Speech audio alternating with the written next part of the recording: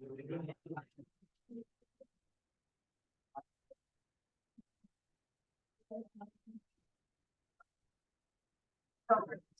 Evening all, welcome to Learners Academy. बंद करो gate, gate लगाओ।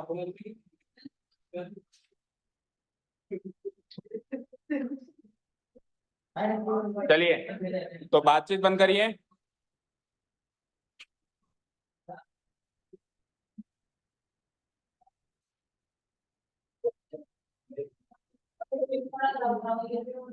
कौन सा वाला, कौन सा मेथड? रिड्यूसिंग मेथड नहीं है, रिड्यूसेबल इक्वेशंस है। मेथड तो वही है जैसे हमारे हैं। हाँ करवा देंगे अभी।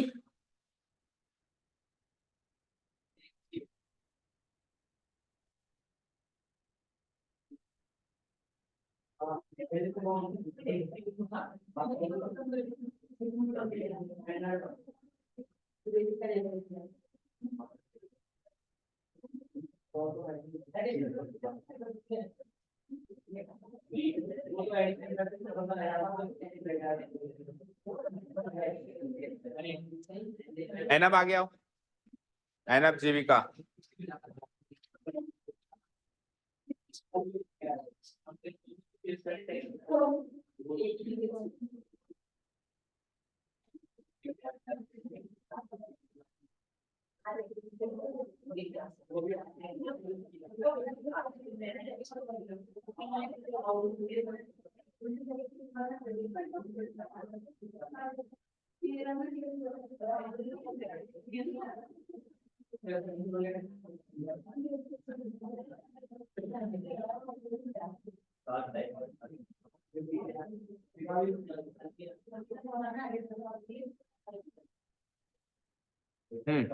देखिए हेडिंग पढ़िए, equations reducible to a pair of linear equation in two variables.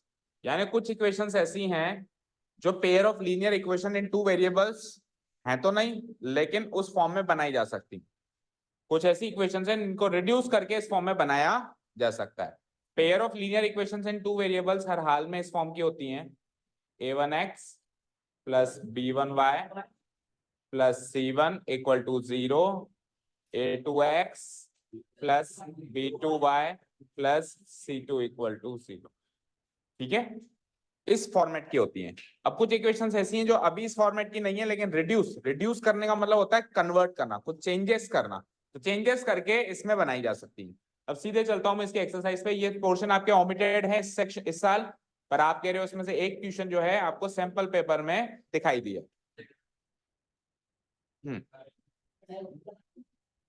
क्या? हाँ, उस एक्सरसाइज में वो वाला भी है और दूसरे भी। ठीक है, एक्सरसाइज नंबर 3.6 देखो। इंस्ट्रक्शंस हैं, solve the following pair of equations by reducing them. पहले रिड्यूस करो उसके बाद सॉल्व करो। तो आप तो ये वाला बता रहे हो, आप सेकंड वाला बता रहे हो। ओके, देखो हम क्या करेंगे, जैसे फर्स्ट वाला उठाओ, पहले सॉल्व मत करो पर इजी में हिंट्स लो। हम क्या करेंगे, पहले बात तो ऐसी इक्वेशंस कौन सी हैं जिनको हम रिड्यूसिबल इक्वेशंस बोलते हैं, जिनमें x and y variable denominators में दिखाई दे। देखो हर जगह डिनोमिनेटर्स में है ना। और हमें कैसा पसंद है, हमें पसंद है a1x plus b1y plus c1 equal to 0। यानी कि ये x y जो है न्यूमरेटर में ना कि डिनोमिनेटर में। पर इसमें डिनोमिनेटर में सिक्स्थ वाले में इस एक्स वाई की दिक्कत है। तो ये जो एक्स वाई है ना, जब उठ के इधर आएगा तो इधर आके ये डिवाइड हो जाएगा। तो जब ये डिवाइड हो जाएगा तो एक्स से एक्स कट के 6/y और इधर y से y कट के 3/x, तो x और y वापस डिनोमिनेटर्स में आ जाएंगे। ठीक है, चलो तो उसको सॉल्व करने के लिए क्या किया जाता है पहले सुनिए। हमको दोनों इक्वेशंस में से कॉमन टर्म छांटनी है। एक्स वाली टर्म का कॉमन पार्ट छांटना है और y वाली टर्म का भी कॉमन पार्ट छांटना है। तो इसमें x वाली टर्म का कॉमन पार्ट है 1/x। चेक करो, x वाली टर्म का कॉमन पार्ट क्या है और y वाली टर्म का कॉमन पार्ट क्या है। अब हम क्या करेंगे, ये जो कॉमन पार्ट है, ये जो कॉमन पार्ट है, इसको कोई तीसरा चौथा वेरिएबल मान लेंगे, लेट अस से a एंड b। इसको हम क्या मान लेंगे, let 1/x be a and 1/y be b। तो उस हिसाब से इसको अगर मैं कन्वर्ट करूं तो इस इक्वेशन में जहां जहां पे 1/x आ रहा है वहां वहां पे हटा के उसकी जगह a डालना है। तो 1/x सपोज करो ये गया गया, यहां भी गया। अब जब मैं a डालूंगा तो a 2 के बगल में थोड़ा ना आएगा, क्योंकि अगर 2 के बगल में आता है तो ये डिनोमिनेटर में चला जाएगा। जबकि मैंने 1/x की जो वैल्यू मानी है उसमें a न्यूमरेटर में या डिनोमिनेटर में, न्यूमरेटर में। a को आप क्या कहोगे, a/1 कहोगे ना। तो 1/x की जो आपने वैल्यू मानी है उसमें a न्यूमरेटर में है या डिनोमिनेटर में, न्यूमरेटर। तो आप 1/x को यहां से रिप्लेस करोगे और a लगाओगे तो वो न्यूमरेटर में लगेगा, दोनों जगह कैसे लगेगा, न्यूमरेटर। और 1/y को भी हटा दो और उसकी जगह क्या लगा दो, b, और वो b भी कहां लगेगा, न्यूमरेटर। तो अब ये इक्वेशन कैसी दिखाई दे रही है, a/2 plus b/3 is equal to 2। दूसरी बोलो, a/3 plus b/2 equal to 13/6। मुझे बताओ अब कोई दिक्कत आएगी क्या। अब आपको जो वेरिएबल्स जैसे आपको चाहिए होते थे न्यूमरेटर में पहुंच गए, न्यूमरेटर में। अब आप इसको सॉल्व करोगे तो ऑब्वियस बात है कि सर जब मैं इसको सॉल्व करूंगा तो एक्स और वाई तो मिलेगा नहीं, ए और बी मिलेंगे। बोलो मिलेंगे ना, मतलब एक्स कॉमा वाई नहीं मिलेगा, मुझे क्या मिलेगा, ए कॉमा बी का यूनिक सॉल्यूशन मिल जाएगा।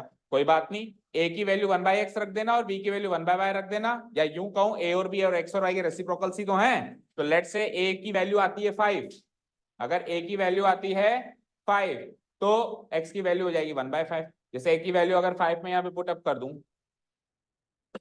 a की वैल्यू सपोज करो मैंने 5 पुट अप कर दी, तो 1/x अगर 5 है तो x क्या हो जाएगा, 1/5। तो वहां से x की और y की वैल्यू आ जाएगी, a और b की वैल्यू होने के बाद उन्हीं का रेसिप्रोकल्स करके x और y की वैल्यूज आ जाएगी। समझ आया, ठीक है।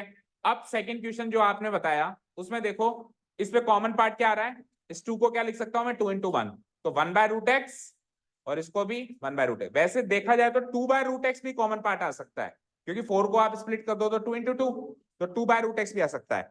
लेकिन 2/√x में क्या होता है कि हम भूल जाते हैं हमने 2/√x किया है, हम जल्दीबाजी में उसको 1, हमारा जो a और b आता है हम जल्दी से रेसिप्रोकल करके सॉल्व करके निकल जाते हैं, हम भूल जाते हैं कि हमने 2 भी कॉमन लिया था। तो सेफेस्ट ऑप्शन है कि आप 2 को कॉमन ना लो, आप 1/√x को ही a लें, ठीक है, और 1/√y को b लें। अब इसको रिड्यूस करो, इस इक्वेशन में चेंजेस करो, बताओ नई इक्वेशन कैसी बनेगी।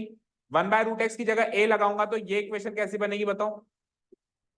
2/a क्यों बोल रहा है, अगर तू √x को हटा के a नीचे ही लिख रहा है तो फिर हटाई क्यों रहा है। आपको इसको इसको ये अजम्पशन करने का पर्पस यही था कि ये ऊपर आए, अब आप इसको हटा के अगले को भी नीचे लगा रहे हो तो फिर उसी को क्यों हटा रहे हो। और ऑब्वियस बात है आपने इसको जब हटाया यहाँ से इनटू 1 था ये, तो 1/√x को हटाया तो उसकी वैल्यू a लगाई ना, तो 2 के आगे a लगेगा, नीचे क्यों लगेगा, तो 2a हो जाएगा, क्या हो जाएगा ये 2a, और आगे बोलो 3b इक्वल टू 2, और फिर सेकेंड इक्वेशन बोलना 4a minus 9b equal to -1। अब इन दोनों इक्वेशंस को सॉल्व कर सकते हो, चर्चित करो। अच्छा अभी बैक्स भी नहीं खुले क्या,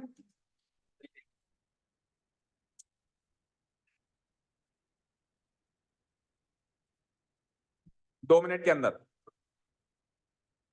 इस इक्वेशंस में से a और b की वैल्यू बताओ, a क्या आएगा और b क्या आएगा। You can use any of the methods you like, substitution, elimination, cross multiplication.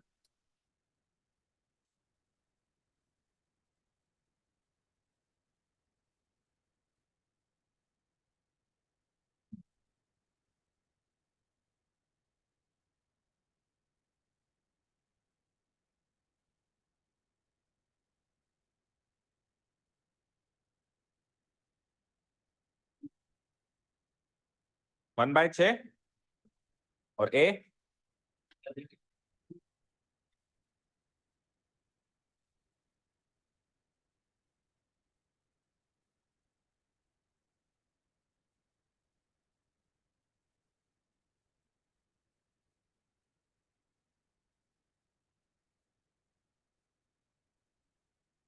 कितना आ रहा है, b कितना आ रहा है 1/7,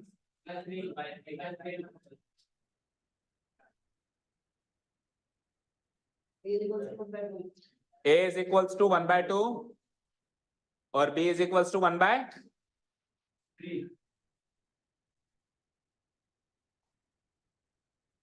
1/3, a is equals to 1/2 and b is equals to 1/3, 2 - 3। हाँ ठीक है। अब देखो हमने a क्या रखा था 1/√x, तो a की जगह क्या लगाऊंगा मैं, a की वैल्यू क्या लगाई आपने, और b की जगह क्या लगाऊंगा मैं।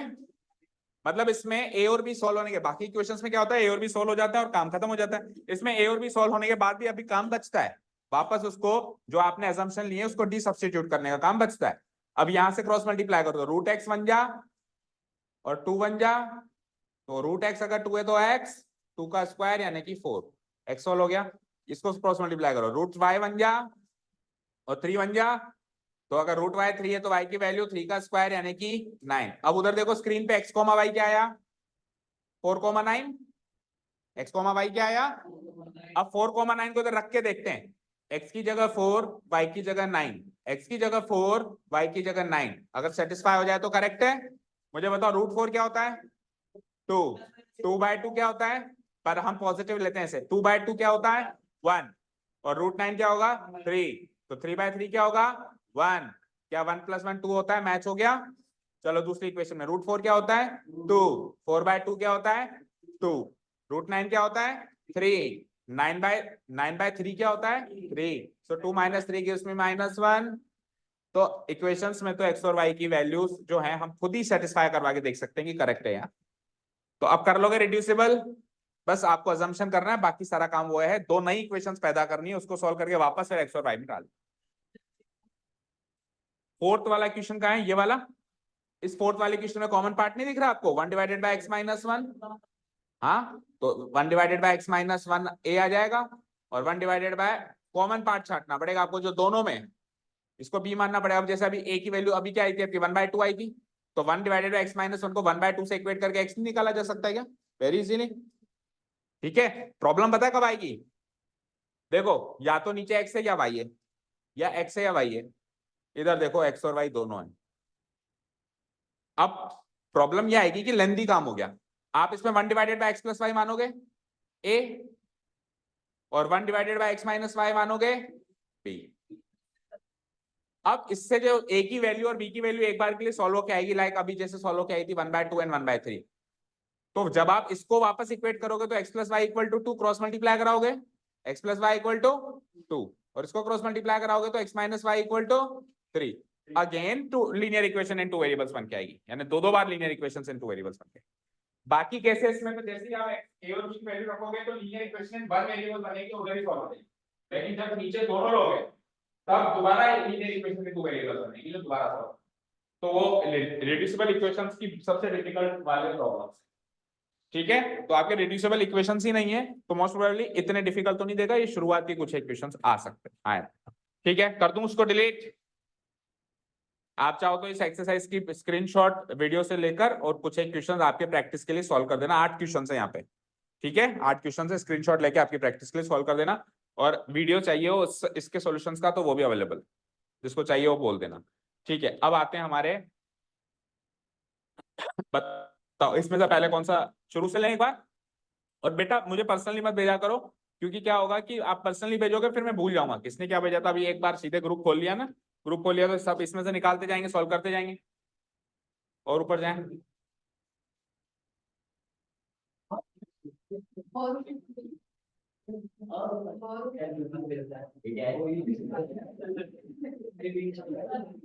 यहाँ से और ऊपर था क्या, एक ये कल विधि आपका क्वेश्चन रह गया था, इसको सॉल्व कर लेना, आ गया। चलो हाँ ये वाला, अब देखो इस सुराही इज द कॉम्बिनेशन, मेरी बात सुनिए, ये आपने केस स्टडी से उठाया, सैंपल मतलब लास्ट ईयर शायद टेस्ट पेपर ही था, किसका एनसीईआरटी एग्जाम्पलर का क्वेश्चन है, लेकिन ये पिछले साल या पिछले पिछले के साल सीबीएसई बोर्ड में आया है। तो ए सुराही is the combination of what, तो केस स्टडी में उसकी चित्र जो आपने बनाई है ना करीब करीब वैसी है, अब एग्जैक्ट याद नहीं है मुझे। तो अगर आपको कोई अजीब सी चीज देता है सुराही, अब हर कोई थोड़ा जानता है सुराही, तो रीजनल लैंग्वेज का वर्ड हो गया है ना, तो रीजनल लैंग्वेज में जरूर थोड़ा कि मान लो यूपी की भाषा है तो ऑल इंडिया लेवल के एग्जाम में यूपी की भाषा का कैसे पूछ सकता है, तो आपको फोटो देगा, क्या देगा फोटो, तो फोटो से आपको पहचाना है, जो फोटो आपने भेजी है उसके हिसाब से ये स्फीयर और सिलेंडर का कॉम्बिनेशन है। देखो फोटो देखते हैं एक बार, क्या हैंडल, देखो ऐसे तो उसमें बहुत सारी चीजें, परफेक्ट तो वो फिगर वैसे नहीं बन पाएगा, कहाँ गया? नीचे है।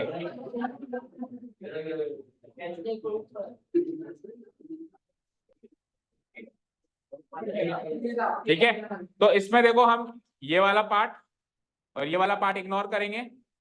ठीक है, ये सुराही अब आपने तो गूगल से डाउनलोड करी होगी। ठीक है, मोस्ट प्रोबेबली ये जो सुराही आप देख रहे हो वो जो आपको एग्जाम में देगा तो वो इतना पार्ट देगा जिसको मैं अभी हाईलाइट कर रहा हूं। नीचे तो स्फेयर और उसकी जो गर्दन होगी वो सिलेंड्रिकल होगी। नीचे ऊपर जो ये गर्दन है, ये गर्दन क्या है? एक सिलेंडर है और नीचे स्फेयर। ठीक है, तो it is a combination of cylinder and sphere, this will be the right answer. Okay, तो डोंट वरी, आपको कोई भी ऐसी चीज नहीं मिलेगी जो आपके लिए आपने कभी पहले सुनी ना। ठीक है, तो वो क्वेश्चन को तो हो गया हमारा। नहीं, हैंडल वैंडल देगा तो उसको अपने को नहीं देखना। हाँ, अब हैंडल तो कोई ऑब्जेक्ट बन ही नहीं रहा ना।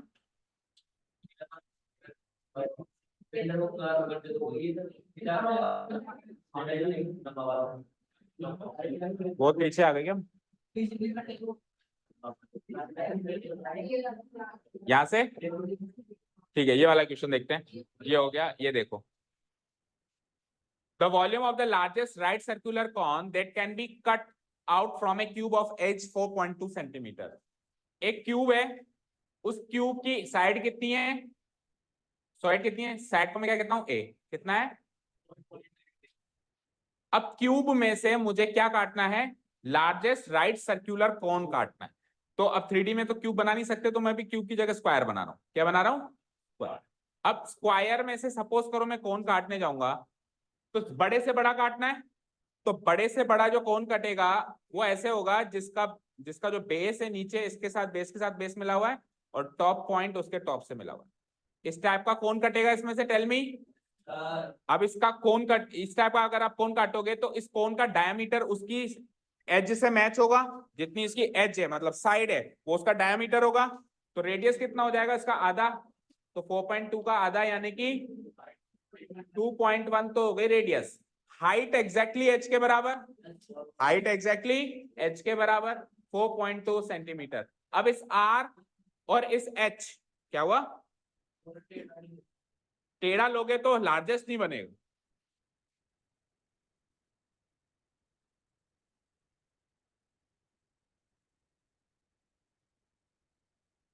सपोज करो मैं इसमें ऐसे टेढ़ा अगर कोन काटने लगूं तो आप खुद एनालाइज करना कि ये वाला कौन बड़ा है या ये वाला कौन बड़ा है। ऐसा कह रहे हो आप, है ना?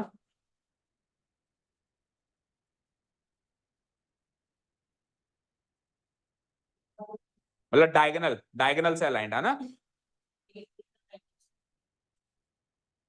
इक्विलेटरल ट्राइंगल जैसा कोन आप तब बना सकते हो। इक्विलेटरल ट्राइंगल ही तो है ये इक्विलेटरल ट्राइंगल ही है, मुझे बताओ।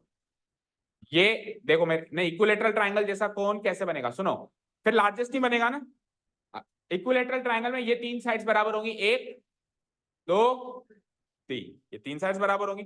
अब अगर आप इसके साइड के बराबर ये साइड ले रहे हो तो ये साइड कहीं यहीं आके अटक जाएगी, तो ये छोटा बन गया उल्टा। आपको तो एज से पूरा ऊपर तक किस टाइप से?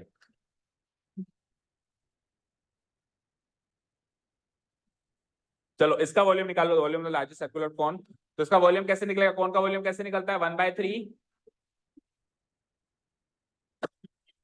1/3। देखो, अगर आप इसको ऐसे टेढ़ा कर रहे हो और टेढ़ा करने के बाद उसके बेस को इसके डायगोनल से भी मैच नहीं कर रहे हो, तो सपोज आप खुद सोचो उसकी चौड़ाई कितनी कम होगी। डायगोनल के बराबर भी नहीं है, डायगोनल से भी कम होगी। Thank you, welcome.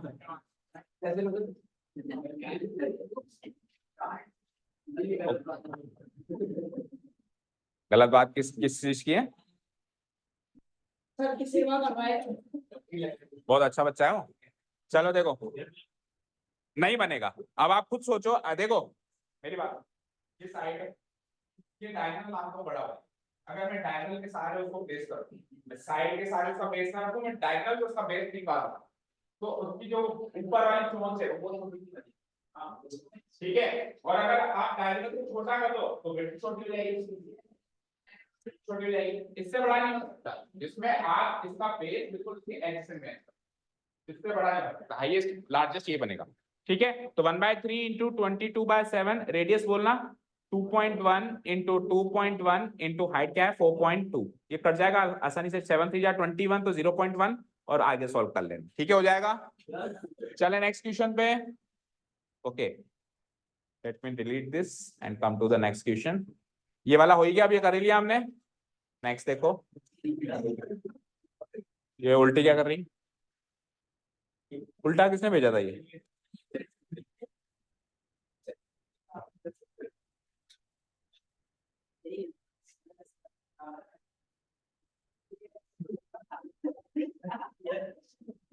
ठीक है, हंसो मत, वो मनप्रीत कौर जानते भी कौन है, नेशनल रिकॉर्ड विनर है, और स्पोर्ट्स पर्सन हो गए तुम, एक स्पोर्ट्स पर्सन पे हंस रहे हो। हाँ जी देखो, पढ़ो। Manpreet Kaur is the national record holder for women. अब केस स्टडी प्रॉब्लम है, केस स्टडी प्रॉब्लम में आपको पता है कि 2-3 बातें शुरुआत की जो इन्फॉर्मेशन देता है, इसने ऐसे किया, वो जल्दी जल्दी ऐसा नहीं कि स्किप कर दो, लेकिन जल्दी जल्दी पढ़ना, उस पर ज्यादा भावुक मत हो जाना कि यार इसने देश का नाम रोशन किया, उसी में खो गए यार, मेरे को भी एक दिन ऐसा काम करना है। अभी 10th बोर्ड का एग्जाम दे रहा हूँ, वो भूल गया मैं। वो तो तब करेगा ना जब ये करेगा। चलो पढ़ो। Manpreet Kaur is the national record holder for women in the shot put discipline, जो भी है। अब उसका रिकॉर्ड क्या है? Her throw of 18.86 at the Asian Grand Prix in 2007 is the maximum distance for an Indian female athlete. उसका जो throw है 18.86 अभी भी वर्ल्ड रिकॉर्ड है इंडियन फीमेल एथलीट के लिए। तो keeping her as a role model, उसको रोल मॉडल मानिए आप लोग। और संजीता ने डिटरमाइन किया कि वो भी ओलंपिक्स जीत के आएगी एक दिन अपने देश के लिए, ठीक है। इनिशियली अब देखो, ये वाला जो उसका जो है, बस एक ही आंकड़ा इसमें जो मुझे को लग रहा है काम आ सकता है, लेकिन है ना। अब यहां से संजीता की स्टोरी शुरू हो रही है, तो उसका आंकड़ा इसके आंकड़े से डायरेक्टली रिलेट मत कर देना ना। इनिशियली हर थ्रो, अब ये हर थ्रो यहाँ पे संजीता का थ्रो है। संजीता का थ्रो शुरुआत में 7.56 मीटर तक ही जाता था। वो जेवलिन थ्रो होता है ना, शायद वही वाला गेम हो गई। तो अच्छा, इसको क्या करते हैं? मतलब कुछ कुछ फेंक, अच्छा फ्री हैंड से उसको फेंकना है, कितनी दूर जाता है? 5 किलो की बॉल होती, ठीक है। चलो चलो चलो ठीक है, तो वो ठीक है, अब हो गए ना बाबू, हो गए ना, बस उसी में ये बॉल होती है 5 किलो की, 4 किलो, मुद्दे से भटकते हैं। तो इनिशियली हर थ्रो रीच 7 पॉइंट, तो शुरुआती दौर पे जब उसने प्रैक्टिस स्टार्ट करी तो उसका थ्रो 7.56 मीटर तक जाता था। Being an athlete in school में एथलीट थी, she regularly practiced both in the mornings and the evening, morning evening में दोनों में वो प्रैक्टिस सेशन में जाती थी। Was able to improve the distance by 9 centimetre every week, हर हफ्ते उसकी जो इंप्रूवमेंट हो जाती थी 9 सेंटीमीटर की। लाइक स्टार्टिंग में 7.56 मीटर है, अच्छा 9 सेंटीमीटर को मीटर में चेंज करूंगा तो 0.09 मीटर होगा। तो शुरुआत में इतनी है, फिर पहले वीक के बाद इतनी है, 0.09 बढ़ा देना इसमें, तो बढ़ाऊंगा तो कितना हो जाएगा, 9 से 15 तो 7.65 हो जाएगा, फिर और 9 बढ़ा देना, ऐसे करते करते उसकी ये बढ़ रही है। अब यहां से पता चल गया कि हर वीक कितना बढ़ रहा है, दैट मींस एपी का क्वेश्चन है, कॉमन डिफरेंस बराबर है, ये पिक करना है जल्दी से जल्दी, जितना जल्दी हो सके। During the special camp for 15 days, 15 दिन तक कैंप लगा, यानी एन की वैल्यू 15 है, 15 टर्म्स होंगी, ठीक है ना। शी स्टार्टेड विद 40 थ्रोस, लेकिन सुनो आगे सुनो, 40 थ्रोस भी है, अब ध्यान से सुनो। 15 दिन का कैंप तक बहुत सारी इंफॉर्मेशन ऐसी होती है जो काम की नहीं होती है। हो सकता है थ्रोस से लेना देना हो तो फिर 15 डेज का कोई लेना देना नहीं, और हो सकता है डेज से लेना देना हो तो थ्रोस से कुछ लेना देना नहीं, और हो सकता है दोनों के क्वेश्चन हो, ठीक है। तो 15 दिन तो टाइम पीरियड है, और उसने थ्रो कितने किए कुल मिला के 40। अच्छा, she started with 40 throw, starting में पहले दिन उसने 40 थ्रो फेंके, पहले दिन उसने कितने प्रैक्टिस करी, 40 थ्रो फेंकने की। Every day kept increasing the number of throws by 12, और हर दिन अपना नंबर 12 से बढ़ाती गई, यानी पहले दिन 40, सेकेंड डे 40 + 12 52, फिर अगले दिन 64, ऐसे करके 12 थ्रोस वो बढ़ाती गई। ओके, ऐसे करके 15 दिन तक उसने थ्रोस फेंके। तो यहां से तो ऐसा लग रहा है कि एन की वैल्यू 15 ही है, क्योंकि 15 दिन तक फेंके ना उसने, तो 15 टर्म्स हो गई। आगे to achieve this remarkable progress, ठीक है। अब पहला क्वेश्चन देखो, how many throws Sanjita practice on 11th day of the camp, 11वें दिन उसने कितने थ्रोस फेंके? तो पहले दिन कितने फेंके थे, 40, तो ए की वैल्यू 40, और कितने बढ़ा रही है, 12, तो डी की वैल्यू 12, और आपसे पूछा है 11th डे, तो ये 11th डे का मतलब A11 निकालना है, क्या निकालना है, A11, A + 10, so 40 plus 10 into D यानी 10 इंटू 12 यानी 120. So 160 metre is the answer. ओ 160 थ्रोस है ना. 160 थ्रोस उसने फेंके. चले आगे. Second, what would be Sanjita's throw distance. अब डिस्टेंस में भी एपी बनेगी, थ्रोस में भी एपी बनेगी. डिस्टेंस में दूसरी एपी बनेगी जिसका कॉमन डिफरेंस 99 सेंटीमीटर है, और थ्रोस की एपी बनेगी जिसमें कॉमन डिफरेंस जो है वो 12 थ्रोस का कॉमन डिफरेंस है. ठीक है. चलो, what would be Sanjita's throw distance at the end of 6 weeks. 6 हफ्तों के बाद उसका जो थ्रो होगा वो कितना दूर तक जाएगा, उसकी डिस्टेंस क्या होगी. तो उसने जब स्टार्ट किया था तो उसका थ्रो कितना जाता था, 7.56 मीटर. तो ए की वैल्यू हो गई 7.56. ये दूसरी एपी है बेटा, वो पहली एपी है और ये दूसरी एपी है. आप चाहो तो उसको capital letter and small letter से भी डिनोट करा सकते हो. तो कैपिटल ए इक्वल टू 7. हो सकता है किसी क्वेश्चन में फिर दोनों का ही मिक्स हो, तो इसलिए हमने 2 एपी माननी है इस क्वेश्चन में, है ना. एक को स्मॉल लेटर से एक को स्मॉल लेटर. तो 7.56 मीटर तो हो गई इसकी. और कॉमन डिफरेंस को कैपिटल डी ले लो. 9 सेंटीमीटर है. 9 सेंटीमीटर मतलब 0.09 मीटर. ठीक है. अब ये क्या है, एवरी वीक, हर वीक बढ़ाती है वो ऐसा. तो आपसे क्या पूछा है कि एट द एंड ऑफ 6 हफ्ते, 6 हफ्तों के बाद उसका कितना होगा, है ना.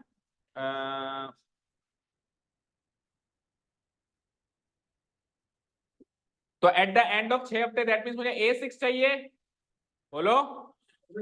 तो A प्लस कैपिटल वाला 5 इंटू कैपिटल वाला D, तो 7.56 प्लस 5 इंटू 0.09 यानी कि 7.56 प्लस 9 5 45 तो 0.45. Add them up 6 5 11 5 5 10. तो 8.01 मीटर होगा छठे हफ्ते के बाद उसका थ्रो, अगर वो 9 सेंटीमीटर अपना बढ़ाती. इधर तो थ्रोस, नंबर ऑफ थ्रोस की एपी चल रही है, इधर डिस्टेंस की एपी चल रही है. ठीक है. अगला बढ़े. When will she be able to achieve a throw of 11.16 metre. ऐसा कौन सा हफ्ता आएगा, ये हफ्तों के हिसाब से चल रही है, वो डेज के हिसाब से चल रही है. उसमें 15 दिन फिक्स है, इसमें तो फिक्स है एन की वैल्यू 15. अब उसमें फिक्स नहीं है, उसमें हफ्ते की, इसमें तो देखो कैंप है, कैंप तो फिक्स है 15 दिन का, लेकिन ये प्रैक्टिस है. अब प्रैक्टिस का तो मतलब ये कि मैं 20 दिन तक प्रैक्टिस करूंगी या 10 दिन तक, वो हर हफ्ते बस अपना इंप्रूवमेंट करती है. ठीक है. इधर आ जाओ. अब इसी एपी के हिसाब से बताओ कि 11.16 मीटर तक वो कब पहुंचेगी. यानी अब की बार ए एन दे दिया, उल्टा क्वेश्चन हो गया. ए एन दे दिया और एन पूछ लिया. ठीक है. ऐसे किए ना हमने क्वेश्चन. तो ए एन दे दिया यानी कैपिटल ए एन दे दिया, कैपिटल ए एन दे दिया. कितना है, 11.16 मीटर. बाकी सारी चीजें वही, इसको एक्सपैंड करो जल्दी से. Capital A plus N minus 1 into capital D equal to 11.16. Capital A कितना था, 7.5. एन माइनस 1, डी पता नहीं, डी है हमारे पास 0.09 इक्वल टू 11.1. अब ऐसे क्वेश्चन में आपको हिंट बताया था, पहले इसको ले जाओ उधर. पहले 7.56 दूर जाएगा, माइनस हो जाएगा.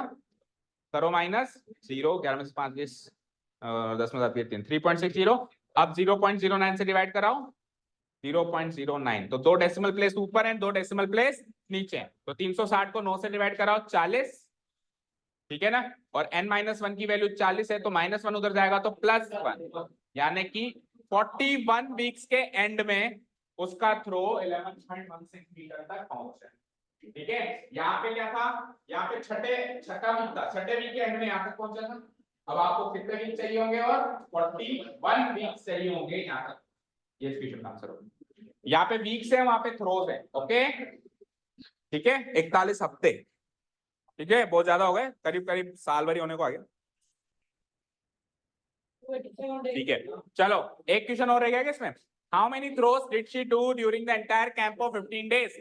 पूरे 15 दिन में कितने थ्रो फेंके. S15 SN लगाना है. टोटल पूछ रहा है कि 15 दिन में जब तक वो कैंप पे रही टोटल कितने थ्रोस फेंके. पहले दिन कुछ भेजे फेंके होंगे, फिर अगले दिन थोड़ा इंप्रूवमेंट करके दूसरे दिन फेंके होंगे. 12 थ्रोस बढ़ाती है हर दिन. जैसे पहले दिन 40 थे, फिर अगले दिन 12 बढ़ा के 52, फिर अगले दिन 12 बढ़ा के 64. ऐसे करते करते करते अप टू 15 टर्म्स है ये एपी. अब आपको पूरा बताना है कि पूरे 15 दिन में उसने कितने फेंके. तो S15 बताना है. क्या बताना है, n/2 यानी 15/2, 2a यानी 2 इंटू 40 प्लस n-1 तो 15 - 1 14. और d क्या होगा, 12 थ्रोस बढ़ाती है हर रोज. ठीक है. तो देखो यहां से काट दो, 2 से ये 2 गया और 2 से वो 7 टाइम्स गया, तो 15 तो बाहर है ही सही। 40 प्लस 12 7 जा 84, तो 15 इंटू 84 प्लस 40 इज 124। 15 4 जा 60, रिमाइंडर 6, 15 2 जा 30 and 6 36, remainder 3, 15 and 3 is 18, 60 throws उसने पूरे कैंप के दौरान फेंके। ठीक है, तो अब तो समझ में आया केस स्टडी। ठीक है, क्योंकि प्लस है ना, तो 2 इसमें से भी कटेगा और उस दो अलग अलग टर्म्स हैं। अगर ये इनटू होता तब ये एक ही टर्म होती, एक ही 2 कटता। लेकिन अगर अभी मैं इसमें से 2 कॉमन लूं सपोज कर, तो इसमें से और इसमें से दोनों में से कॉमन आएगा। अगर इसमें से मैं 2 कॉमन लूं तो इसमें से और इसमें से दोनों में से कॉमन आएगा। 2 कॉमन लेके बाहर जाके काट दो, तो एक ही। ठीक है, प्लस है तो इसमें से भी 2 कटेगा, उसमें से भी कटेगा। चलो डन। चलो नेक्स्ट क्वेश्चन देखो। हाँ जी, ये देखो। हाँ, for the AP -3 -7 -11 there is an AP given -3 -7 -11 and so on। तो इसका कॉमन डिफरेंस पता चल रहा है आपको, +4 नहीं -4 b equal to -7 -3, तो इट इज लाइक -7 + 3 यानी कि -4। चलो आगे बढ़ते हैं। Can we find directly A30 - A20? तीसरी टर्म और 20वीं टर्म का डिफरेंस आप डायरेक्टली पता कर सकते हो क्या, without actually finding A30 and A20? मैंने कहा तीसरी टर्म और 20वीं टर्म का डिफरेंस चाहिए, तो लीजा कहेगी कि सर पहले निकाल लो तीसरी टर्म, फिर निकाल लो 20वीं टर्म और डिफरेंस निकाल लेना। मैंने कहा नहीं, तीसरी और 20वीं टर्म नहीं निकाल सकता। एक्चुअली इन दोनों टर्म्स को निकाले बिना ही इनका डिफरेंस बता सकते हो क्या? मतलब कोई ऐसा तरीका है जिसमें A30 क्या है और A20 क्या है ये मुझे ना पता हो, लेकिन फिर भी इन दोनों का डिफरेंस मुझे पता हो। ठीक है, तो हम ऐसा कर सकते हैं। कैसे करेंगे? हम A30 और -A20 को नहीं निकालेंगे, हम सीधे इनका डिफरेंस निकालेंगे। कैसे? A30 - A20। अब वो डिफरेंस निकालने के लिए हम इसको एक्सपेंड कर देंगे। तो A30 को एक्सपेंड करो, एन अप कितना होता है? A30 को एक्सपेंड करो, A प्लस A30 को एक्सपेंड करो जल्दी। पढ़ के नहीं आए क्यों? तो कब पढ़ोगे? अभी अलग से कोई डेट आएगी? A + 29D माइनस A20 को एक्सपेंड करो, A + 19D। ओके, चलिए, तो जब मैं इसको सॉल्व करूंगा तो इट इज A से A कट जाएगा और 29D में से 19D गया तो 10D आंसर आ जाएगा। तो जस्ट आपको D की वैल्यू चाहिए, D मेरे पास पता है -4। ये लो, मैंने इन दोनों का डिफरेंस पता कर लिया, लेकिन आज भी मुझे नहीं पता कि 30th टर्म क्या थी और 20th टर्म क्या थी। A30 निकालने की प्रोसेस नहीं करी, A30 को एक्सपेंड करना, A30 एक्चुअली निकाला नहीं है मैंने। ठीक है, अच्छा आप सुनो, अब आप कहो कि सर ये भी मत करो, तो और सुन लो, A30 और A20 में कितने टर्म्स का डिफरेंस है? बोलो, तीसवीं और 20वीं टर्म में कितने टर्म? 10D answer. मैंने कहा 50वीं टर्म और 22वीं टर्म का डिफरेंस बताओ, तो 50 और 22 में कितना डिफरेंस है? 28D is the answer. 28D is the answer. समझ गए? कॉमन डिफरेंस का उतना ही गुना करो जितना उनके सीक्वेंस में 50th टर्म और 22nd टर्म के सीक्वेंस में डिफरेंस है, उसको उतना गुना कर दो कॉमन डिफरेंस का। उन दोनों टर्म्स का डिफरेंस आ जाएगा, उन दोनों टर्म्स को एक्चुअली निकालने की जरूरत। चलो नेक्स्ट, होपफुली क्लियर हो गया होगा। ये हो गया? हाँ जी, ये वाला क्वेश्चन किया था कि हमने क्लास में, ऐसा लग रहा है नहीं किया है। चलो पढ़ते हैं। The sum of the first 10 terms of an AP which first term is 8, तो फर्स्ट टर्म 8 है, कॉमन डिफरेंस डी कितना है? 20 है। ठीक है, अब इसका सम ऑफ फर्स्ट 10 टर्म्स को क्या लिखता हूं मैं? एसएन इक्वल है किसके इक्वल है? Sum of first 2n terms of another AP. दूसरी भी कोई एपी है, दूसरी एपी का क्या हाल है देखो, दूसरी एपी का कैपिटल है और कैपिटल डी मान लेते हैं। उसकी फर्स्ट टर्म क्या है? -30 और उसका कॉमन डिफरेंस कितना है? 8। तो उसका भी कोई सम होगा। अब सम तो दोनों के लिए सेम लिखना पड़ेगा, तो क्या लिखूं? S1 एंड S2 लिख दूं? इधर S1 लिख देता हूं और उधर S2। तो इसका सम उसके सम के इक्वल है, बस फर्क इतना है कि इधर तो n टर्म्स लेने आपको और उधर 2n टर्म्स लेने। इस एपी के तो हमको लेने हैं n टर्म्स, इस एपी के तो सम में आपको लेने हैं शुरू के n टर्म्स। उस एपी में आपको लेने शुरू के 2n टर्म्स, तो आपको फाइंड n की वैल्यू निकाली, ठीक है। तो इस एपी के n टर्म्स का सम कैसे लिखेंगे बोलो, फॉर्मूला से n/2, ठीक है, बोला एक बार फिर से, n/2 ब्रैकेट में 2a प्लस n, ये सम बराबर है, लेकिन उधर 2n टर्म्स लेंगे, अब उधर कितने टर्म्स लेंगे 2n, तो 2n/2 हो जाएगा, ओके। और अंदर जाके 2 कैपिटल है, उधर कैपिटल लेटर्स आएंगे, प्लस n नहीं 2n, उधर 2n टर्म्स है ना, तो 2n minus 1 times capital D, ये दोनों वैल्यू सेम है, जितना जितना आपको डेटा गिवन है वो फिलअप करो, n सॉल्व हो जाएगा। 2 से 2 ये तो कट ही रहा है, n की वैल्यू तो पता करनी है, एज इट इज छोड़ो, स्मॉल a की वैल्यू है मेरे पास 2 8 जा 16, n की वैल्यू पता करनी है, छोड़ो, d की वैल्यू है मेरे पास 20, इधर आइए, इधर बाहर n बचा, और देखो इधर ये n से n भी उड़ाओ ना, इक्वेशन है ना, शुरू में उड़ा सकते थे, ठीक है। आओ इधर तो मैंने पहले ही काट दिया ना इसका 2, इधर n/2 है, लेकिन उधर तो केवल n है ना, इधर तो 2 से 2 पहले कट गया ना, ठीक है, ओके। सो 2 इंटू कैपिटल है कितना है -30, तो 2 इंटू -30 कितना होगा -60 प्लस 2n माइनस 1, और कैपिटल डी की वैल्यू है 8, ठीक है। चलो अब 2 को डिवाइड करा दो, जैसे मतलब काट दो जैसे पहले अपन ने काटा था, तो 2 से ये 8 टाइम्स कटा, और दूसरी टर्म में भी काटना पड़ेगा, तो ये 10 टाइम्स कट गया, बचा क्या 8 प्लस 10 इंटू n माइनस 10 बन जा 10, इधर क्या हाल है देखो, -60 plus 2n into 8 16n minus 8, ठीक है। तो n एक साथ कर दो, 10n को उधर भेज दो, तो -10n, ठीक है, -60 -8 यानी कि -68, उसको इधर ले आओ तो +68, और इधर ऑलरेडी कौन है 8 - 10 यानी कि -2, तो 68 - 2 की वैल्यू क्या आ गई वहां पे, 16n में से 10n गए तो कितने बचे थे 6n, तो ये 6n आ गया, 6n, तो 66 इक्वल टू 6n, तो n की वैल्यू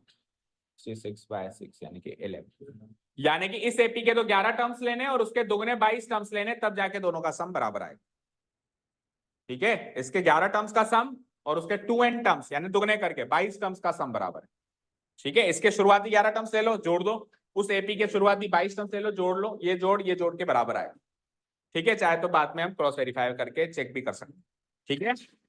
चलो नेक्स्ट क्वेश्चन, ये बता दिया था आपको, हाँ जी, ये किसने भेजा था,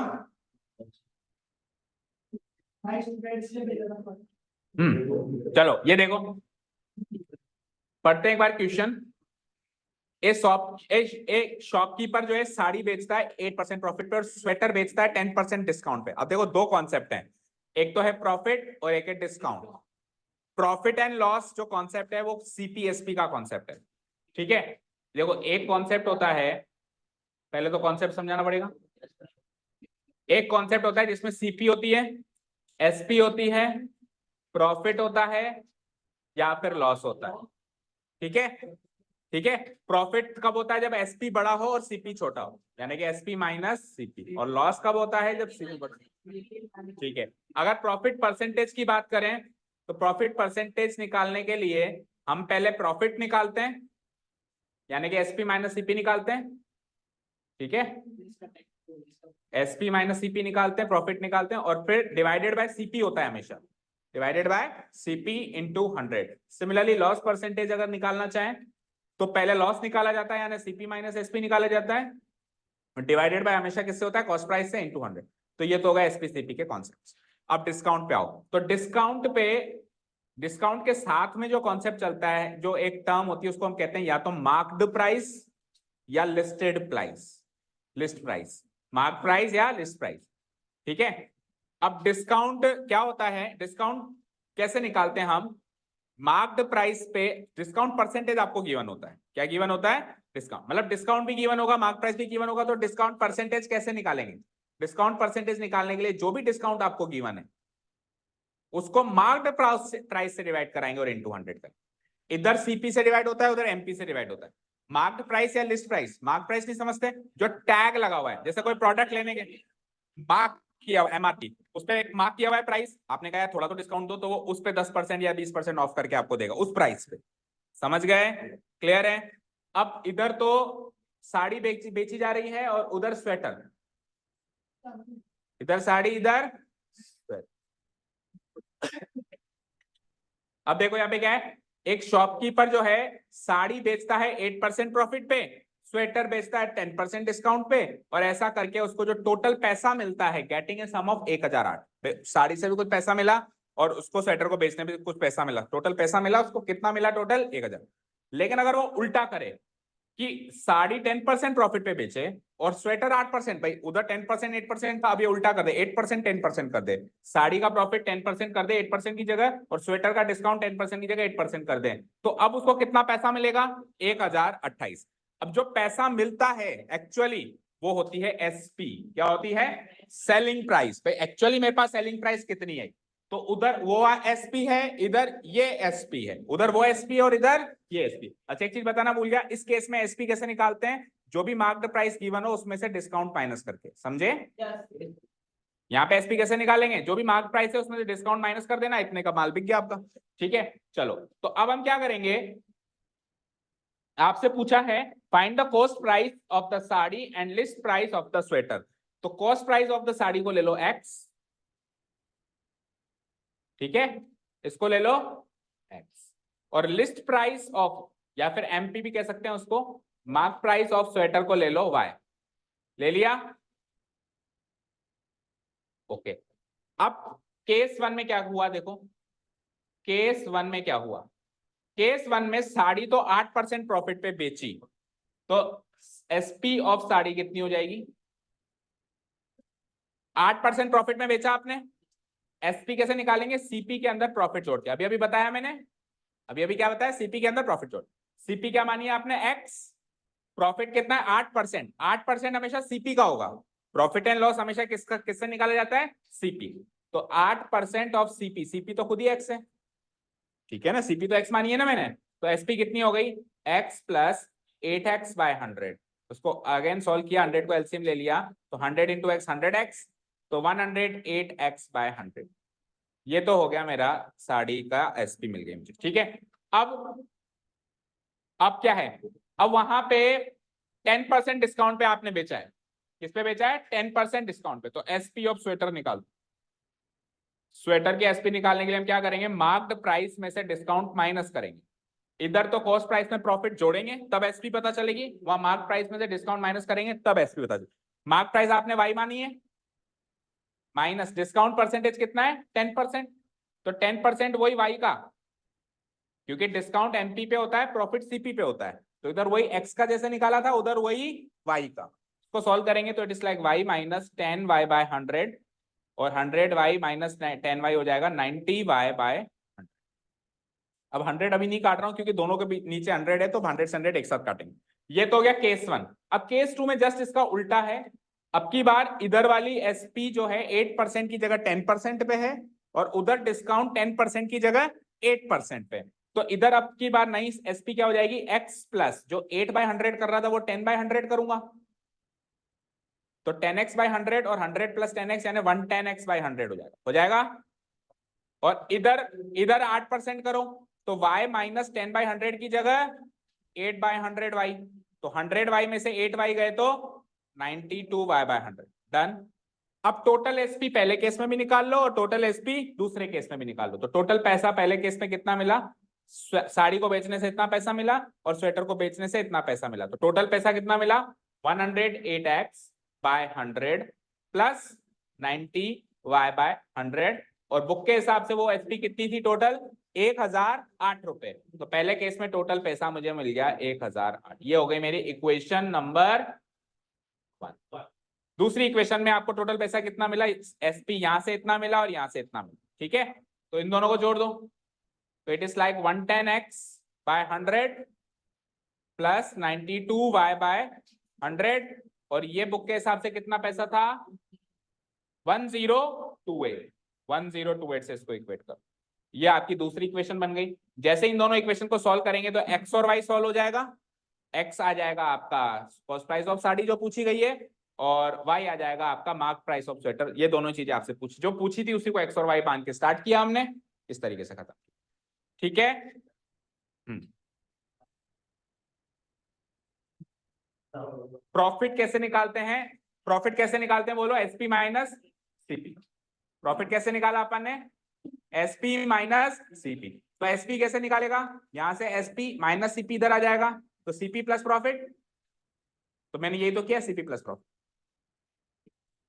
ठीक है, हमको एसपी गिवन है ना दोनों ही केसेस में, तो हमने सीपी तो मान ली, प्रॉफिट गिवन है, निकाल के एसपी सीपी में जोड़ के एसपी निकाल ली। उधर हमको मार्क प्राइस गिवन है, डिस्काउंट माइनस करके एसपी निकाल ली। दोनों के एसपी जोड़ के जो भी उसने बुक में दे रखा है उससे इक्वेट कर। ठीक है, क्लियर? अब नोट डाउन करने का काम घर से कर लेना। चले नेक्स्ट क्वेश्चन पे। क्या बताया था? मार्क प्राइस ये रहा ना बेटा, मार्क प्राइस में से डिस्काउंट माइनस करेंगे तो एसपी आएगा। ये फॉर्मूले तो याद करने पड़ेंगे, 7th 8th क्लास के फॉर्मूले। एसपी बराबर सीपी प्लस प्रॉफिट होता है, एसपी बराबर एमपी माइनस डिस्काउंट होता है। जो क्लास 10th केवल क्लास 10th की नॉलेज नहीं चेक करता, वो ओवरऑल अंडरस्टैंडिंग चेक करता है कि बच्चे ने शुरू से कितना सीखा है। ठीक है, क्लास 10th बोर्ड्स के जो एग्जाम्स होते हैं वो एक तरीके से छोटा मोटा यूपीएससी एग्जाम होता है, ऐसे मान। छोटा मोटा मतलब इस लेवल पे जो यूपीएससी एग्जाम है ना वो 10th बोर्ड है। ठीक है ना भाई, अभी तक की नॉलेज पूरी चेक करता है, आपने 4th में क्या सीखा था, 5th में क्या सीखा था, 6th में क्या सीखा था। आप ऐसे मना नहीं कर सकते कि एसपीसीपी तुम्हारे कोर्स में नहीं है। आज से पहले जो भी सीखा सब आपके कोर्स में। ठीक है, चलो इसका सेकंड पार्ट देखो। A railway half ticket cost half the full fare but the reservation charges are the same. देखो जब भी आपको टिकट बुक करवाते हो, ये सपोज करो हमने टिकट बुक करवाई, वो 1000 रुपीज की टिकट है, तो उसमें आपने अगर उसका बाइफुर्केशन देखा होगा तो बताता है कि इसमें एक्चुअल फेयर है 800, फिर रिजर्वेशन चार्जेस प्लस 100, फिर कुछ एक्स्ट्रा सर्विस चार्जेस प्लस 100, ऐसे कर आके वो टोटल फेयर बनता है। ऐसे होता है ना, आपके बिजली का बिल भी ऐसे ही आता है, पहले यूनिट्स मल्टीप्लाई होते हैं फिर कुछ सरचार्ज जोड़ देते हैं इस तरीके से। ठीक है, तो ये क्या कह रहा है, एक रेलवे की हाफ टिकट अगर लोगे तो फेयर का हाफ लग जाएगा, पर रिजर्वेशन चार्जेस सेम लगेंगे। फॉर एग्जाम्पल अभी 1000 रुपए की टिकट में मान लो 800 तो फेयर है और 200 रिजर्वेशन।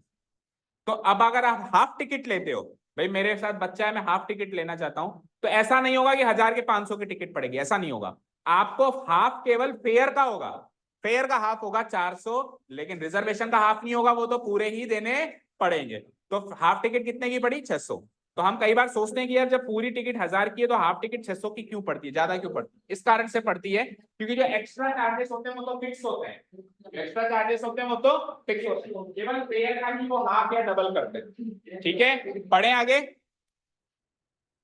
आगे बढ़ते हैं। But the reservation charges are the same on half ticket as on the full ticket. One reserved first class ticket from the station A to B cost 2530। एक टिकट मान लो कितने की है? 2530 रुपए की है। Also one reserve class first class ticket, first class half ticket from A to B है 3810। तो फुल टिकट तो है आपकी कितनी? फुल टिकट कितनी है? 2530। ओके, और हाफ टिकट कितनी है? हाफ टिकट कितनी है बोलो? 3810। हाँ, एक मिनट ज्यादा कैसे हो सकती है, पूरा नहीं पढ़ा। Also one reserve first class and, अच्छा एक टिकट और एक हाफ टिकट, 1.5 टिकट, समझ गए भाई? आधा बच्चा साथ में कैसे जाएगा, वो बड़ा हो जाएगा। तो हाफ टिकट वैसे कभी रिजर्व होती नहीं है, रेलवे में हाफ टिकट तभी रिजर्व होगी जब मिनिमम एक फुल टिकट हो, समझ गए? बच्चे अलाउ नहीं आके, है ना? या तो फुल टिकट लेके जाओ, अपने आप को बड़ा बना के जाओ। चलो, also one reserve first class ticket and one reserve first class half ticket. तो ये एक तरीके से फुल प्लस हाफ है। ये क्या है? Full plus half ticket. ये कितने की है? 3810 रुपए की। अब आप फेयर पता करो और रिजर्वेशन चार्जेस, इसमें भी फेयर और रिजर्वेशन चार्जेस जुड़े हुए हैं, इसमें भी फेयर और रिजर्वेशन चार्जेस जुड़े हुए हैं। तो हम मान लेते हैं फेयर तो है x और रिजर्वेशन चार्जेस हैं y, इसमें भी और इसमें भी। इसमें भी फेयर तो फेयर x और रिजर्वेशन चार्जेस। ठीक है, अब सुनो, मैंने क्या कहा, रिजर्वेशन चार्जेस तो दोनों में ही लगने, तो इस फुल टिकट वाले केस 1 में भी रिजर्वेशन चार्जेस लगने और इसमें भी रिजर्वेशन चार्जेस लगने, ये तो लगेंगे ही लगेंगे। ठीक है, अब इधर जो है फेयर कितना लगेगा? एक फुल टिकट का x, एक फुल टिकट का एक बार ही x लगेगा, लेकिन यहाँ पे फुल के साथ हाफ भी है, यानी कि यहाँ पे कितना लगेगा? 1.5x, 1.5 टिकट का। भाई फेयर 1.5 गुना होगा, रिजर्वेशन चार्जेस फिक्स रहेंगे। समझ गए क्या? नहीं समझे? मैं टिकट करवानी है, अब सपोज करो 400 रुपए की टिकट है, अब 400 रुपए की टिकट का उसमें 400 रुपए की तो टिकट और 100 रुपए मेरा रिजर्वेशन चार्जेस, तो 500। अब मैं 2 टिकट कराता हूँ तो कितना चार्जेस होगा? नहीं 1000 क्यों होगा? डबल तो 400 का ही होगा ना, रिजर्वेशन तो फिक्स है ना, मतलब 400 का डबल 400 का डबल 100 तो रिजर्वेशन फिक्स है। तो अब मैंने एक केस में तो एक टिकट ली, एक केस में मैंने 1.5 टिकट, तो एक टिकट के अंदर फेयर एक का फेयर प्राइस और रिजर्वेशन का प्राइस वैसे फिक्स है। जब मैंने 1.5 टिकट ली तो अब इसका जो फेयर प्राइस है वो 1.5 गुना होगा बस, लेकिन रिजर्वेशन तो फिक्स है भाई। तो इसको इक्वेट कर दो 2530 से, इसको इक्वेट कर दो 3810 से, वहां से x और y निकल के आ जाएगा। समझ गए? ये वो लाइब्रेरी चार्जेस की तरह का क्वेश्चन है जिसमें एक प्राइस, जैसे उसमें था ना फिक्स प्राइस था, x तो हमने फिक्स मान लिया था और y वेरिएबल चार्ज मान लिया था, इसमें y हमने वेरिएबल फिक्स मान लिया, x वेरिएबल मान लिया, कैसे भी कर सकते। समझ गए? ठीक है, इसके आगे x और y निकल जाएगा। चलिए नेक्स्ट क्वेश्चन। रुको रुको रुको एक बार, अब ये खत्म करना, कल का ले लेंगे अपन दोबारा। हाँ जी, ये देखो, एक cuboid of base area P, ये अच्छा क्वेश्चन था, किसने भेजा था? आपने भेजा था, ओके। एक क्यूबॉइड ऑफ बेस, और एक क्वेश्चन लास्ट वाला एपी वाला बहुत अच्छा क्वेश्चन है, उसको भी देख के जाओ। एक cuboid of base area P square units is filled with water up to a height of Q units.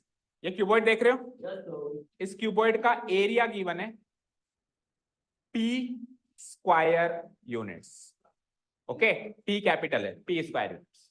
अब एरिया का मतलब क्या होता है? Length into breadth. एरिया का मतलब क्या होता है?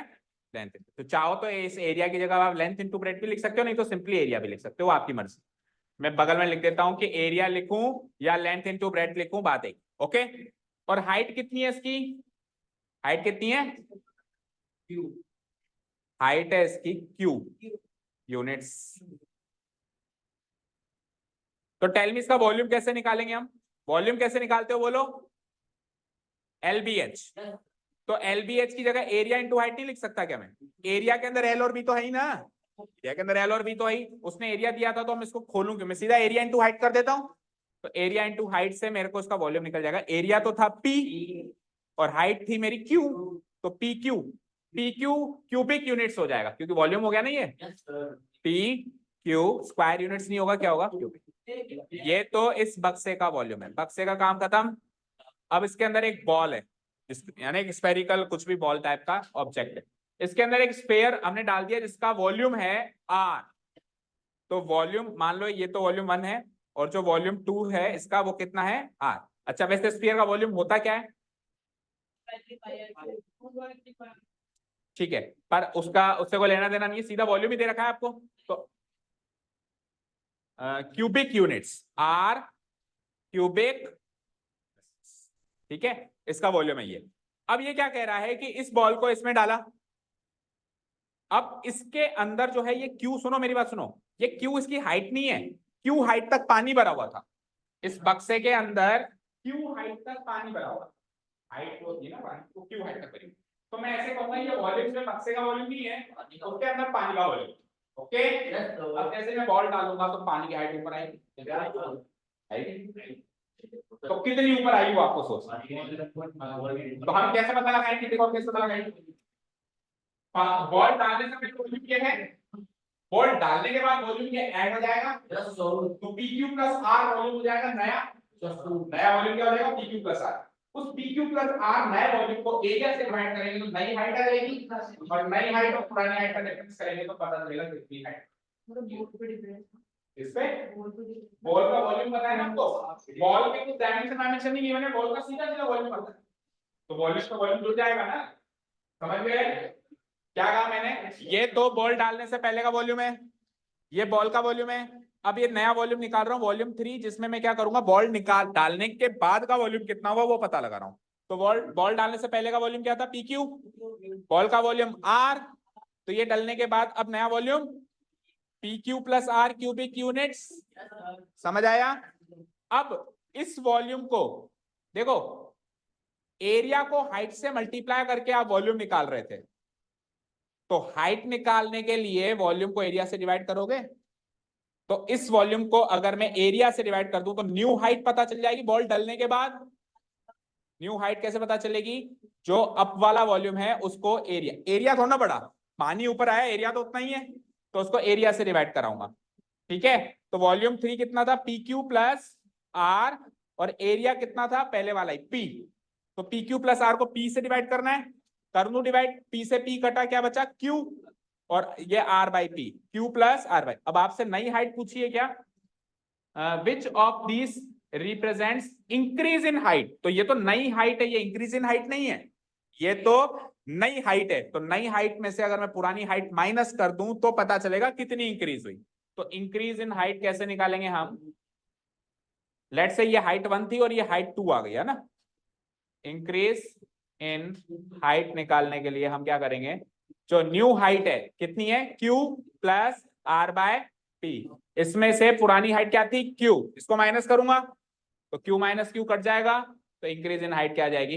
R by P. ऑप्शन में देखो R बाय पी होगा,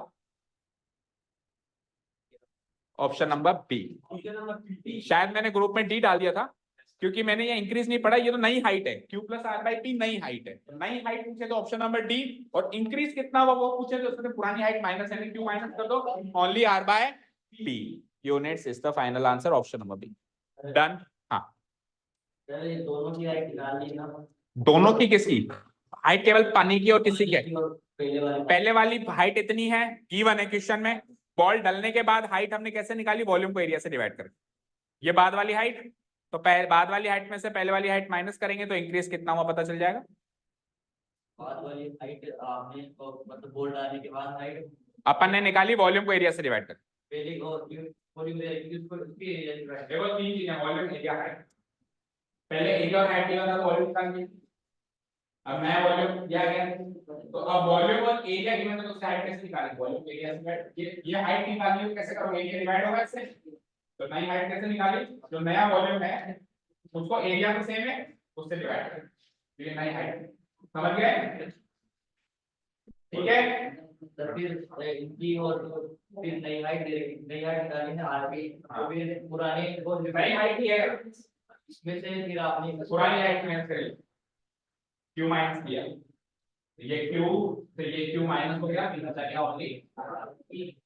ठीक है, समझ आया? तो अच्छा क्वेश्चन था ये। नेक्स्ट देखो, जाना है जब? हाँ ये देखो, ये मैंने भी नहीं पढ़ा एक्चुअली, टाइम नहीं मिल पाया, अभी पढ़ रहा हूं आपके सामने। Shown below is a cuboid with water in 2 different, क्या लिखा है? ओरिएंटेशंस। ठीक है, shown below is a cuboid with water in 2 different orientations. क्या समझे इसका मीनिंग? क्या क्या क्या? गलत, डब्बा एक ही है, उसको ऐसे लेटाते तो पानी ऐसा दिखता है, फैल जाता है हाइट में, लेंथ में फैल जाता है, खड़ा करते हैं तो हाइट में ऊपर चढ़ जाता है। समझ गए? डब्बा वही है, लेकिन जब आप उसको स्क्वायर बेस के बेस पे उसको रख रहे हो तो पानी की हाइट ज्यादा होगी, लेकिन जब उसको ऐसे लेटा दोगे तो पानी की हाइट कम होगी, कम होगी। समझ गए? दो क्यूबॉइड है ये, दो ओरिएंटेशन, उसी के दो ओरिएंटेशन यानी प्रेजेंटेशन उसकी दो। ठीक है, आगे बढ़ो। The length breadth height of the cuboid are distinct. Obvious बात है, लेंथ ब्रेथ हाइट तीनों डिस्टिंक्ट है, ठीक है ना? लेंथ भी अलग है, ब्रेथ भी अलग है और हाइट भी अलग है।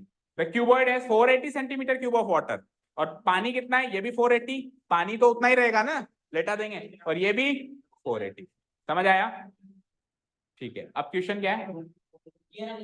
If the height of the water in orientation second is half of that in the orientation 1, find the heights of water in both orientation. इसमें जो ये हाइट है इसकी सेकेंड ओरिएंटेशन में, वो फर्स्ट ओरिएंटेशन की हाइट से आधी है। फर्स्ट ओरिएंटेशन की हाइट से क्या है? वो आधी। तो हमको बस इतना पता है कि इधर वाला वॉल्यूम और इधर वाला वॉल्यूम बराबर है, वॉल्यूम 1 बराबर, अब वॉल्यूम 1 बराबर वॉल्यूम 2 है, तो वॉल्यूम को कैसे निकालते हैं? L1 into B1 into H1 क्या है? हाँ तो L1 B1 H1 लिख रहा हूं ना, ठीक है? चलो इधर आओ, और इधर V2 क्या हो जाएगा, L2 into V2 into H2। अब आपको क्या गिवन है कि इसकी हाइट की हाफ है। चलो लेंथ और ब्रेड्थ का पता चल रहा है क्या? देखो ये 5 है, ये 5 और ये 5 है, ओके। अब ये 5 एक डायमेंशन तो पता है मुझे, 5 5 ये डायमेंशन बस प्रोबेबली मुझे ब्रेड्थ लग रही है। क्या लग रही है? ब्रेड्थ। तो यहां से ये ब्रेड्थ हो गई मेरी 5, तो 5L1H1 और ये ब्रेड्थ भी हो गई 5 बराबर 5L2H2। रुक तो जाओ, इक्वल टू, अच्छा वॉल्यूम भी तो पता है मुझे 480, वॉल्यूम भी मुझे पता, क्या ये 4 तो बची हुई हाइट है बेटा, ये 4 इसके अलावा बची हुई हाइट है, ठीक है, टोटल हाइट नहीं है, ये क्या है, बची हुई हाइट। अब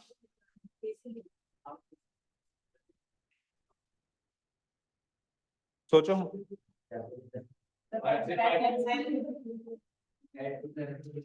5 से 5 कैंसिल कर दें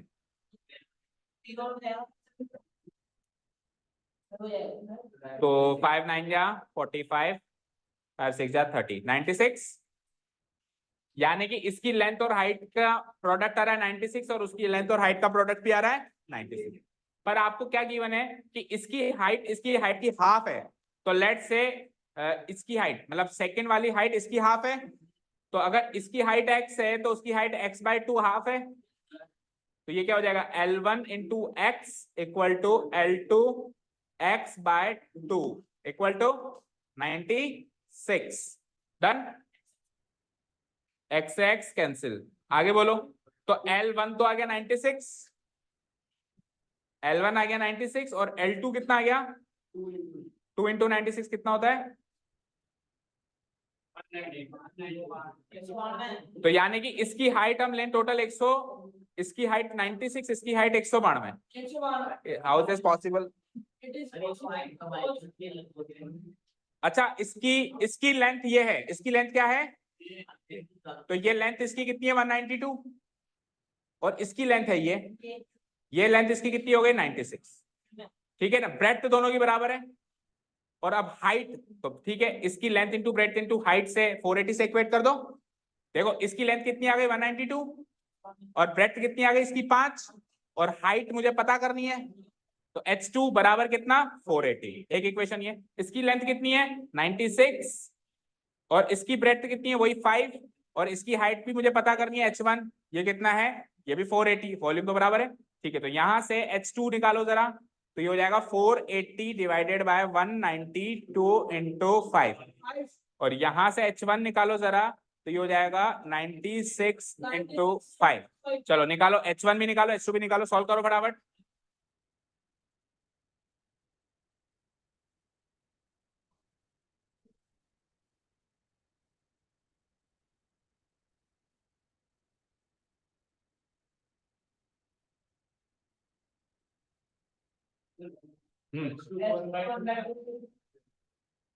H2 कितना है 1/2 1.5, ओके। H2 1.5 कह रहे हो ना,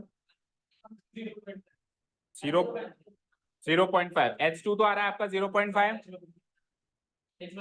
H11 तो H2 तो आ गया 0.5 और H1 आ गया पूरा पूरा कट गया, ये H1 आ गया 1। तो देखो इसकी हाइट की आधी हो गई। आपसे क्वेश्चन यही पूछा था कि if the height of the water in orientation second half then find the heights of the water in both orientation. तो इस ओरिएंटेशन में हाइट हो जाएगी मेरी 1 सेंटीमीटर और उसमें हो जाएगी मेरी 0.5 से, दोनों में आज, और हाफ करनी है आपको, ठीक है। कहां चलो, देखो मैंने अभी क्या कहा, छोटा मोटा यूपीएससी कुछ भी आ सकता है, कुछ भी मतलब कुछ भी, ठीक है ना। जो हमने पढ़ा है सरफेस एरिया हमने चैप्टर पढ़ लिया तो उससे रिलेटेड कुछ भी आ सकता है। वॉल्यूम ऑफ क्यूबॉइड का फॉर्मूला इस्तेमाल किया है आपने, कुछ ऐसी चीज इस्तेमाल करी जो हमने नहीं पढ़ी है, तो वॉल्यूम ऑफ क्यूबॉइड से रिलेटेड कुछ भी क्वेश्चन वो बना सकते, तभी इसको बोर्ड्स कहते हैं, ठीक है। नेक्स्ट, अब ये एक क्वेश्चन टाइम हो गया है क्योंकि बाकी कल लेंगे, एक क्वेश्चन लेते हैं, ये वाला लो, हाँ ये वाला अच्छा है। ए आंसर 2B, किसने भेजा था ये? मैंने भेजा था। ठीक है चलो देखो, if the sum of n terms of an AP is given by Sn, given है आपको an प्लस bn स्क्वायर, ये Sn का फॉर्मूला गिवन। ओके, अब आपको क्या कह रहा है कि a और b कांस्टेंट्स है, ठीक है। कॉमन डिफरेंस बताइए। अब आपको पता है कॉमन डिफरेंस निकालने के लिए आपको किसी भी टर्म में से उसकी पिछली टर्म माइनस करनी होती है, किसी भी टर्म में से उसकी पिछली टर्म माइनस करनी होती है। तो यहां से इस इंफॉर्मेशन से आपको an भी निकालना है और an-1 भी निकालना है और डिफरेंस करना है दोनों का। तो एक एक करके निकालते हैं। पहले मैं निकालने वाला हूं an। क्या निकालने वाला हूं? अब आपको पता है सम वाले फॉर्मूला से अगर an निकालना हो तो कैसे निकालते हैं? Sn माइनस Sn माइनस, उतनी टर्म्स का सम माइनस उसके पिछली टर्म्स का सम निकालेंगे तो एग्जैक्टली वही टर्म निकल जाएगी। जैसे सपोज करो ये कुछ टर्म्स है और मुझे ये वाली टर्म चाहिए, तो आप पहले इतनी टर्म्स का सम निकालो माइनस पिछली टर्म्स का सम माइनस कर दो तो ये टर्म निकल जाएगी। तो Sn माइनस वन, इससे an निकलेगा। निकालते हैं पहले चलो an। तो Sn बताओ, Sn तो एज इट इज छाप दो ऊपर वाली चीज, an plus bn square, Sn की वैल्यू है। अब Sn-1 कैसे निकालेंगे? जहां जहां n है वहां वहां n-1। तो a n कहां पर है? यहाँ n की जगह क्या डालूंगा मैं? n-। ठीक है, एक ब्रैकेट लगा देता हूं क्योंकि माइनस करना है अपने को, प्लस b और n की जगह क्या डाल दूंगा मैं? n-1 का होल स्क्वायर, n का स्क्वायर है तो n-1 का होल स्क्वायर। इसको सॉल्व करते हैं तो ये हो जाता है an प्लस bn स्क्वायर। एक बार पहले ब्रैकेट्स के अंदर सॉल्व कर देते हैं, a into n, a into -1 और n-1 का होल स्क्वायर क्या होता है? a माइनस बी के होल स्क्वायर की आइडेंटिटी से n square minus 2n plus 1, तो b into n square plus bn square, b into -2n minus 2bn और b इंटू +1 प्लस b। अब ये ब्रैकेट्स ओपन करेंगे हम तो साइन चेंज हो जाएंगे। ये ब्रैकेट जैसे ओपन किया तो इन सबके साइन प्लस क्या 1 और 2। अगर एमसीक्यू में तो डाल सकते हो, सब्जेक्टिव में है तो n मान के ही चलना है। ओके चलो, अब इससे क्या क्या कटा? an माइनस an कट गया, bn square minus bn square, क्या बचा? a, उसके बाद क्या बचा? Plus 2bn minus b। तो ये तो केवल an आया है, अब an-1 और निकालना है। तो अगला टास्क है फिर इन दोनों का डिफरेंस कर, फिर उन दोनों का क्या करना है? डिफरेंस। अब an-1 कैसे निकालेंगे? जब an निकालना था तो Sn में से Sn-1 करना है, तो an-1 निकालना है तो Sn-1 में से Sn-2 करना है। जो इधर है वो तो ऐसे सही जगह आता है, अगला अलग से एक कम होता है। तो an-1 है तो इधर क्या लिखूंगा? Sn-1 माइनस और एक कम करो तो Sn-2। अब Sn-1 सॉल्व करने की जरूरत नहीं, आपने सॉल्व किया हुआ है, इसको एज इट इज में यहां पे लिखो, Sn-2 को आपको सॉल्व करने की जरूरत पड़ेगी। ठीक है, तो Sn-1 लिख रहा हूं मैं, ब्रैकेट में लिख देता हूं। क्या था? ये था an, मतलब साइन चेंज कर दिए थे हमने, तो चलो इसी को सॉल्व कर देते हैं। a into n an minus a plus bn square minus 2bn plus b। ये था मेरा Sn-1 माइनस, अब Sn-2 और सॉल्व करो, यानी कि जहां जहां n आ रहा है वहां वहां n-2 रखो। तो क्या है? a, उसके आगे n-1 तो उसकी जगह n-2 प्लस b, n का स्क्वायर तो n की जगह अगेन n-2 का होल स्क्वायर। ठीक है, तो इसको तो सॉल्व करने की जरूरत नहीं है, नीचे वाले को सॉल्व कर दो और फिर काट देंगे। तो ये हो जाएगा हमारा an माइनस 2a प्लस, अब n-2 का होल स्क्वायर रफली सॉल्व कर दो, n स्क्वायर माइनस 2 2 जा 4n प्लस 2 का स्क्वायर 4, तो bn square plus bn square minus 4bn plus 4b। ठीक है, अब इसका भी माइनस साइन हटा दूं मैं, ये हटा दिया मैंने, इसका भी मैं माइनस साइन हटा दूं तो साइन चेंज इसके भी हो जाएंगे, माइनस लगाना है ना, ये ब्रैकेट्स हटा दिए और इसके भी मैंने साइन चेंज कर दिए। तो इधर माइनस इधर प्लस, इधर माइनस इधर प्लस। अब देखो क्या क्या कटा, an माइनस an कट गया, bn square minus bn square cut गया। ठीक है, माइनस a प्लस 2a बराबर सिंगल a।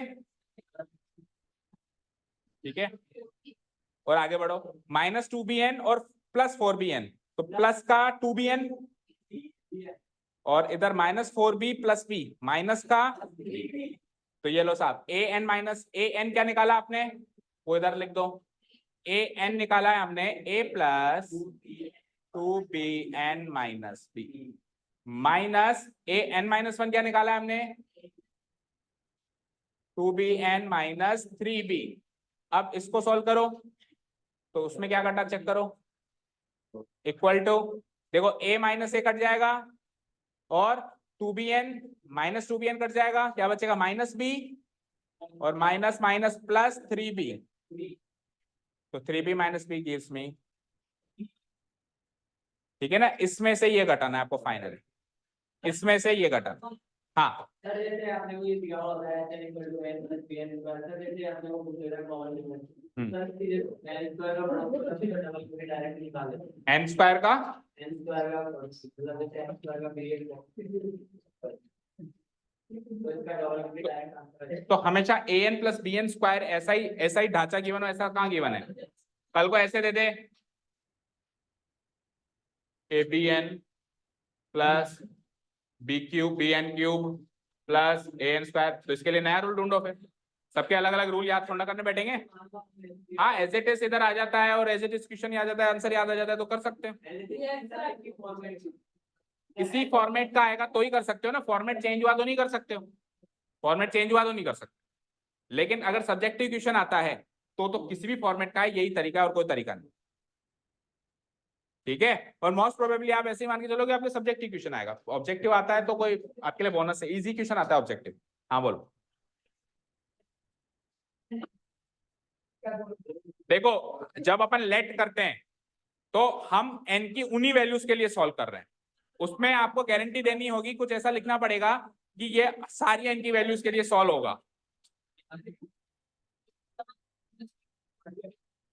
बेटा जो एपी होता है ना वो हमेशा सिंगल डिग्री का होता है, तो अगर n की एक वैल्यू के लिए वो सेटिस्फाई हो रहा है तो सबके लिए सेटिस्फाई होगा अगर वो सिंगल डिग्री में, लेकिन जैसे ही क्वाड्रेटिक डिग्री क्यूबिक डिग्री आ जाए Sn की वैल्यू में या an की वैल्यू में जब तक आपकी सिंगल डिग्री है तब तक तो वो n की एक वैल्यू पे सही है तो सब पे सही है, लेकिन क्वाड्रेटिक में सही है तो गारंटी नहीं है होगा या नहीं होगा, ये वाला हो रहा है इसको प्रूव कर रहा है हमने, बाकी कोई दूसरा हो भी सकता है नहीं भी हो सकता, ठीक है क्लियर।